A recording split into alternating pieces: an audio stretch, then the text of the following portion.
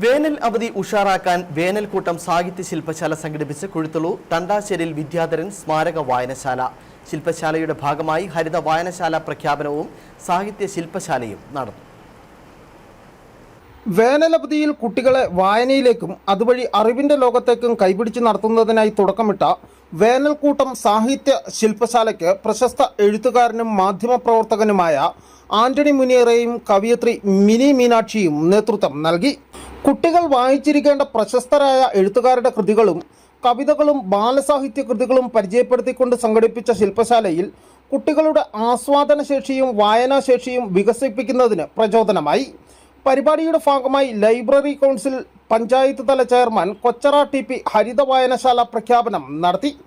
വേനലവധിയെ ഒരു അറിവിൻ്റെ ഉത്സവം ആക്കുന്നതിനും മൊബൈൽ ഉപയോഗം കുറച്ച് വായനാശീലം വളർത്തുകയും ചെയ്യുന്നതിനും തുടർ പ്രവർത്തനങ്ങളും കമ്മിറ്റി അംഗങ്ങൾ ആസൂത്രണം ചെയ്തിട്ടുണ്ട്.